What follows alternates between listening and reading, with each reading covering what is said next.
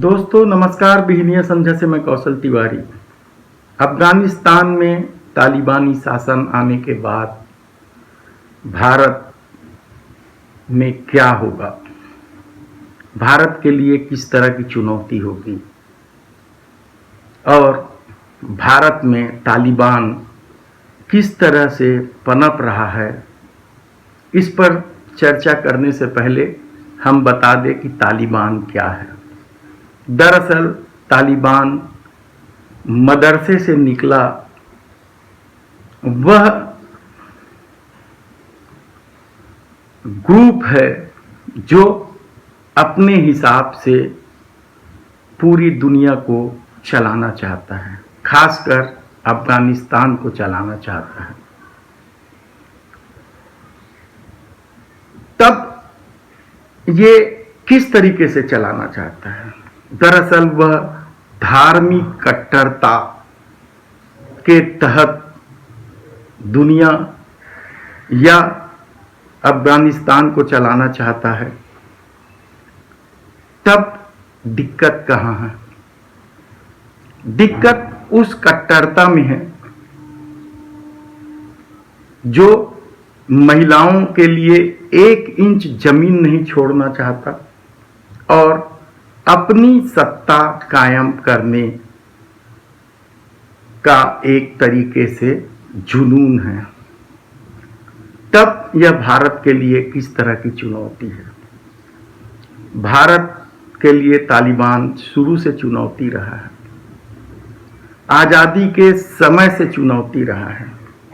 एक कट्टरपंथी वर्ग इसी तरीके से भारत को चलाना चाहता है। आप इसे अतिरेक कह सकते हैं, लेकिन सच तो यह है कि जब हिंदू कोड बिल में महिलाओं के लिए अच्छे प्रावधान किए गए, तब भी इन कट्टरपंथियों ने सिर उठाया था, लेकिन उनकी नहीं चली। आप कह सकते हैं कि भारत तालिबान नहीं बन सकता, लेकिन जिस तरीके का खेल नेशनल सिक्योरिटी के नाम पर, राष्ट्रीयता के नाम पर, धर्म के नाम पर पिछले कुछ सालों से खेला जा रहा है, वह किसी भी तालिबानी संस्कृति से कम नहीं है। आप ट्रोल आर्मी को देख लीजिए, वह किस तरीके से आपकी एक असहमति पर आपकी बहन, बेटी, मां, बाप, पूरे परिवार तक पहुंच जाते हैं।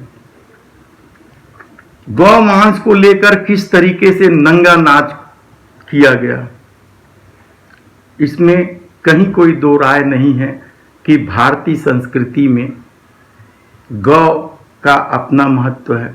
गाय को माता की तरह पूजा जाता है, लेकिन उसके नाम पर राजनीति करके जिस तरीके से हत्याएं की गई है, वह क्या तालिबानी संस्कृति से मेल नहीं खाता है? कल की ही बात देख लीजिए, स्वरा भास्कर ने जब एक ट्वीट किया तो किस तरीके से ट्रोल आर्मी उसके पूरे परिवार पर पहुंच गई। ऐसे कितने ही उदाहरण हैं। नेशनल सिक्योरिटी के नाम पर किस तरीके से अत्याचार किया गया है।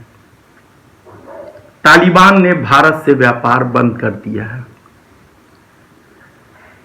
ये सिर्फ एक छोटी सी खबर है, भारत को इससे बहुत ज्यादा फर्क नहीं पड़ने वाला है। आखिर इस देश में ड्राई फ्रूट खाने वालों की संख्या कितनी है? लेकिन जिस तरीके से तालिबान को पाकिस्तान, चीन और रूस ने समर्थन किया है, वह भारत के लिए चिंता का विषय है। लेकिन उससे भी बड़ी चुनौती भारत के लिए है भारत में कट्टरपंथियों की तालिबानी संस्कृतियों का पनपना। एनआरसी के मुद्दे पर क्या हुआ, आप सोचिए। सीएए के मुद्दे पर क्या हुआ, जरा गौर फरमाइए। और जब किसान आंदोलन चरम पर पहुंचने लगा तो उन्हें किस तरीके से खालिस्तानी और देशद्रोही बताकर प्रताड़ित करने की कोशिश की गई, आंदोलन को तोड़ने की कोशिश की गई, क्या वह तालिबानी संस्कृति नहीं है? संसद में हंगामे के बीच कारपोरेट सेक्टर को फायदा पहुंचाने के लिए यदि 6-7 बिल चुपचाप पारित कर दिए जाते हैं, बगैर चर्चा के पारित किए जा सकते हैं, तो क्या यह तालिबानी संस्कृति नहीं है? इस देश ने हमेशा ही बहस असहमति के स्वर को तवज्जो दी है। यही वजह थी कि नेहरू मंत्रिमंडल के में विपक्ष भी शामिल थे। अटल बिहारी वाजपेयी जब चुनाव हार गए तो इंदिरा गांधी ने उन्हें राज्यसभा में पहुंचाने की व्यवस्था की। असहमति के स्वर को कुचल देना भी तालिबानी संस्कृति का हिस्सा है। आज क्या हो रहा है? धर्म के नाम पर, जाति के नाम पर किस तरीके से खेल खेला जा रहा है, यह तालिबानी संस्कृति की ओर बढ़ता कदम है। असम और मिजोरम के बीच की लड़ाई क्या सत्ता की लापरवाही नहीं है? पेगासस हथियार से विरोधियों को दफन करने की साजिश या विरोधियों को खत्म करने की साजिश क्या तालिबानी संस्कृति की ओर बढ़ता कदम नहीं है? लोकतंत्र में असहमति के स्वर को प्राथमिकता देना, तवज्जो देना, उनकी सुनना ही सबसे बड़ी खासियत है। और हाल के वर्षों में जब असहमति के स्वर पर प्रहार किया जा रहा है, हमला किया जा रहा है, उन्हें देशद्रोही बताया जा रहा है, उन्हें हिंदू विरोधी बताया जा रहा है, तब सवाल उठता है कि भारत के लिए चुनौती सबसे बड़ा तालिबान है या भारत में पनप रहे तालिबानी संस्कृति है? जरा सोचिएगा 1 मिनट कि हम किस तरह के मार्ग में बढ़ रहे हैं, भारत को कहां ले जाया जा रहा है, भारत रत्न को किस तरीके से एक एक कर अपनी विलासिता और अपनी रईसी के लिए सत्ता बेच रही है। क्या इस देश में प्रधानमंत्री या जनप्रतिनिधियों को महल में रहना चाहिए, वो भी सरकारी महल में? यदि उनके पास पैसे हैं, अपने खुद के पैसे से वो महल बना के रहे, कहीं कोई दिक्कत नहीं है। लेकिन सरकारी पैसे से महल बनाकर रहना, विलासिता की वस्तुओं का संग्रह करना, क्या यह एक तरह की तालिबानी संस्कृति नहीं है? तब सवाल बहुत से हैं। आप सोचना कि हमारे जनप्रतिनिधि इस देश को कहां ले जा रहे हैं। तब बढ़ती महंगाई में खून चूसने वाले टैक्स से आम आदमी कैसे निजात पाएगा? विपक्ष डरा हुआ है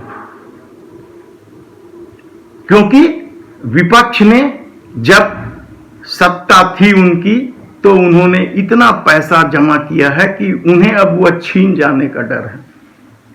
गांधी के इस देश में जनप्रतिनिधियों का पैसा संग्रह करना ही तालिबानी संस्कृति की ओर बढ़ता कदम है।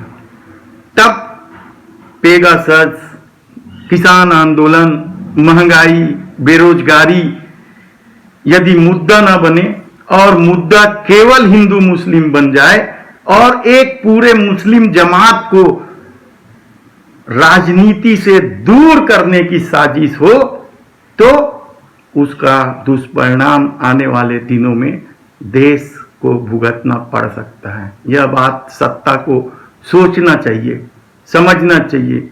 और इसके अलावा तालिबान से तो इस देश की सेना, इस देश का रक्षा विभाग पहले से ही निपटने में सक्षम है। हमारे पास एक से एक नगीने हैं, लेकिन गंदी राजनीति, तालिबान की ओर बढ़ता कदम देश के लिए सबसे बड़ा चुनौती है। धन्यवाद।